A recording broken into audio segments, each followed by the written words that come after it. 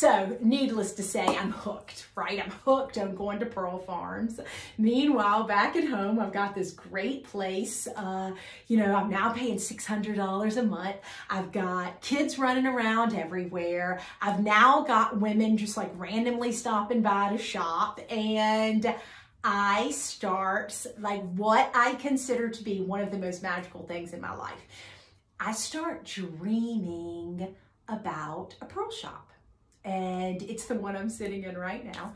And I didn't really dream as much. I thought it'd be great to have a place for people to come. I didn't think I'd have regular store hours, although again, that changed within the week of opening it up. But I just started sketching in my journal every day this layout for a building, because I imagined, okay, I want to move out of this one room place, and I want 2 rooms for the children.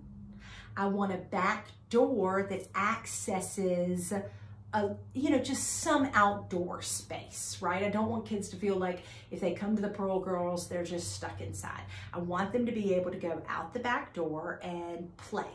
So I've got to have some sort of fenced in backyard.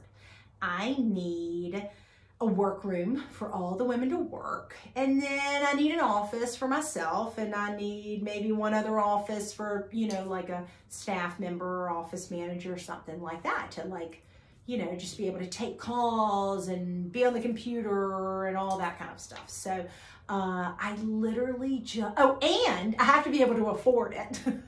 So at this point, I'm only paying $600 a month rent. So that's another thing in my brain. I have to be able to afford it.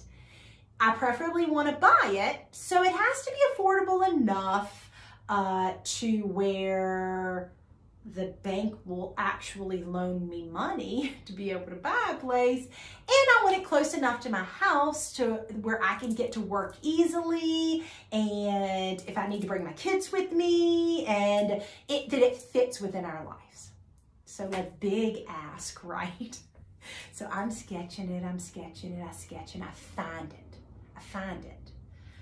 It's a building. It's on the east side of Athens, and it's commercial, but it doesn't really have a parking lot, and I would have to cut down this really big tree and then try to get somebody in there to pave. But the layout is right, but it's still kind of far from my house. It's not, so it's like, it hits a lot of the things that I wanted, but it didn't hit everything.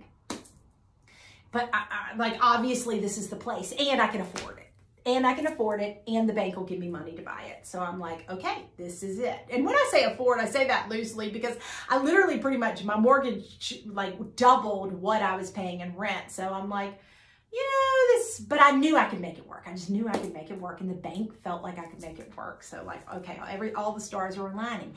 And the man who owned it was his father's place, and his father was deceased, and so he wouldn't call me back, and it was real forced, right? I'm trying real hard to make this work because this is the place, although it's not perfect, but I know it's the place, and I'm trying really hard. And meanwhile, I drive by this building, and it has a big sign, "We've moved, dog grooming, we've moved." And then I kind of look it up online, and it's actually for sale.